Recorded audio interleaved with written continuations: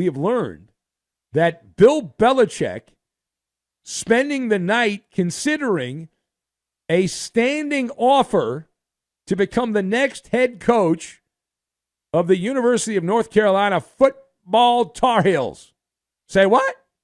Yeah, Belichick spent hours meeting with the muckety mucks at North Carolina. We learned about that last week, and now we have been told, the Athletic tells us that there is an offer. The negotiations are said to be ongoing, but Bill Belichick, after sitting out the 2024 season, he thought he was going to get the Atlanta Falcon job, and they hired Raheem Morris. They suck. And Raheem Morris proving he's a bad head coach. But anyway, that's in the past. And so there is a path now to return to the sidelines for Bill Belichick at North Carolina. But the waiting game is going on right now. Is today the day, the 11th day of December, is today the day that Bill Belichick makes the move. So let us discuss the question for the esteemed panel. Bill Belichick has an offer to coach North Carolina's college football Tar Heels. What happens next?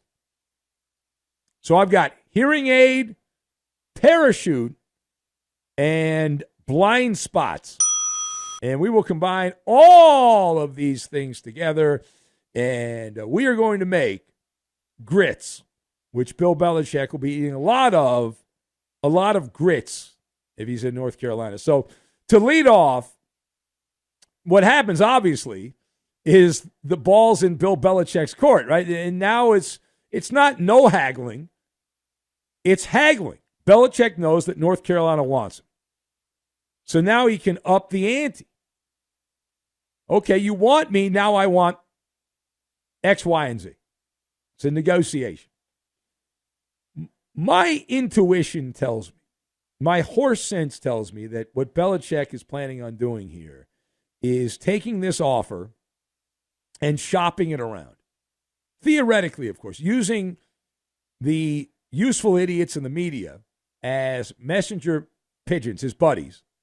And Belichick, what he's going to then do is turn the volume up on his hearing aid and just listen. The streets are talking. Can Bill Belichick parlay the North Carolina interest into a gig from some NFL team? Is there some aristocrat that's out there, an NFL owner, that is willing to offer Bill Belichick a coaching job, worried that they're going to lose Bill Belichick to North Carolina? The Giants, they haven't fired Brian Dable yet. Most assume that's going to happen. The Jets have already fired Robert Saleh, so that job's open. So would some NFL team cut North Carolina off at the pass, keeping him from going to the ACC, developing hot, ... Now, furthermore, the question, we debated this in a previous episode of the show. We have some more clarity now, but why would Bill Belichick want to coach the Tar Heels? Why would he? So the obvious answer is he wouldn't want that. We know that his preference is the NFL. He has worked in the NFL since the 1970s. You can't beat Don Shula's record by winning games.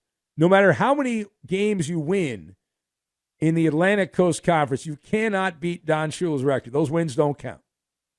And last I checked, and maybe the position has changed on this, but college football is a two-conference situation. It's a two-league situation. You have the Big Ten, and you have the SEC. The ACC, small potatoes, right? Small potatoes. Doesn't really matter. Everything else is just on the back burner. Now, that said, if Bill Belichick is somehow blackballed out of the NFL because he's too old or too bitter and too broken and he's immoral, he's got that young girl. If people are like that, okay. Well, North Carolina would provide a really nice parachute, a really nice golden parachute. Not for Belichick. Belichick's made his money. He's made a lot of money from the Patriots, and he's well off. But not only would Belichick be able to get a gig, he would turn the Tar Heel job into a golden parachute for one of his kids. So he would have that, because what would happen, the Tar Heels would be a launching pad. The whole selling point is, hey, I know everything about the NFL. I'm the greatest coach in the world. Don Shula never coached in college football when he was done coaching the Dolphins. And I could prepare you for the NFL. And I got some rich guys who love North Carolina that would pay you NIL money. But Bill Belichick would serve as the coach emeritus, if you will, at some point here, eventually passing the baton to his son, Steve Belichick, who would be the coach in waiting. To replace him, the line of succession, the changing of the guard. And so Belichick would coach at North Carolina for a couple of years, and then Steve Belichick would take over. Now, if you remember, and I used to do shows on the other station in Boston when there were rumors even back then that Belichick, how long was he going to last, who was going to replace Belichick. And I had heard from my boots on the ground in Boston that this was always Belichick's dream. Bill Belichick's dream with the Patriots was to coach long enough to break Don Shula's record and then have one of his kids replace him as the head coach of the Patriots.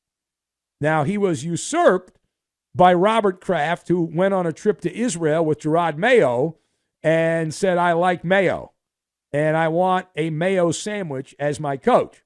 And so Gerard Mayo got the job. Doesn't appear he knows what he's doing.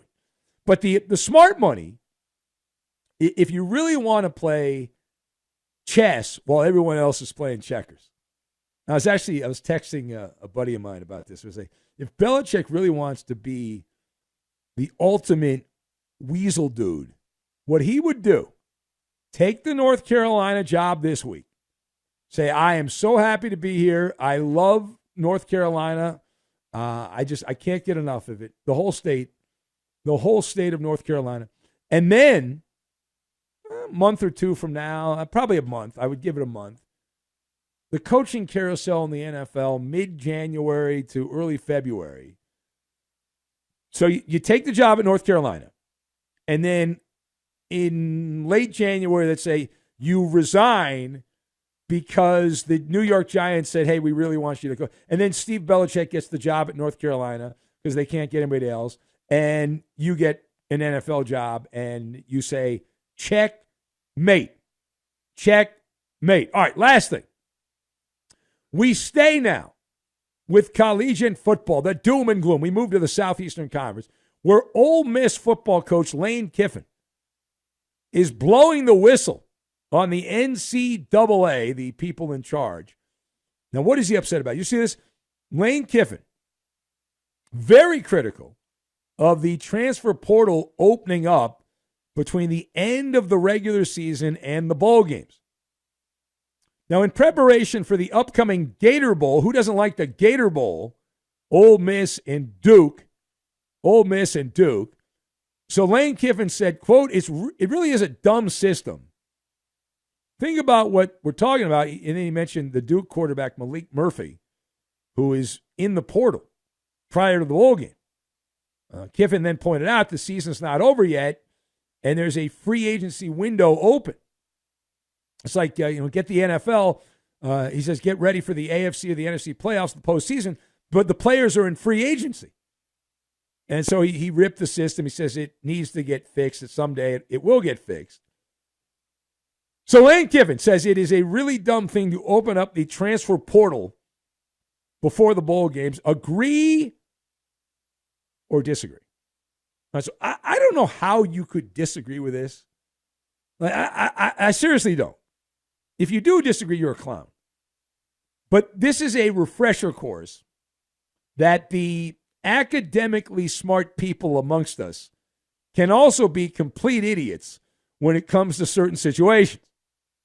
Now, a lot of people talk about book smart versus street smart, but this is just a case where smart people have a blind spot, and it's a little bit of a mental glitch that can affect their reasoning abilities. For example, ergo, leaving the transfer portal open before the bowl games. And the NFL cuts off trades, but college does not. And now also you could argue that coaches shouldn't be hired like in the NFL until the playoffs. That's a sidebar issue. This is a college football issue. I'd also like to point out that the USC football program, Lane Kiffin's familiar with that, got fired on a tarmac at an airport. But the head coach there at SC came out, Lincoln Riley, and essentially said, every year you're a free agent. That's essentially what he said. And that every year, even though you get a scholarship, because of the amount of money and the limited roster availability, that every year, certain guys, you don't want them or they don't want to be there. So you're going to lose guys. Some guys are going to kick off the team essentially because of the way the portal works and all that and the limited space, which is it's just the way of the world for now. It's not going to last forever. Eventually, there'll be some kind of government interference. There'll be some blue ribbon panel that comes in and puts a bunch of regulations on. It'll start out with good intentions, and then all of a sudden, it's kind of like the United States, right? It started to get away from taxes, and people left Europe to come to the U.S., the taxation without representation. And now, we gave the story earlier, Juan Soto, his contract with the New York Mets, not that we feel bad for Juan Soto by any means. We do not feel bad for Juan Soto. But Juan Soto signing the massive contract with the New York Mets, 300, not 300. By the time he's done, he's going to get 300 or about 400. $765 million contract, federal, state, and municipal government taxes. They're going to collect between 364 and 386 million in taxes on that contract. So, going to buy a lot of things and pay a lot of salaries for the government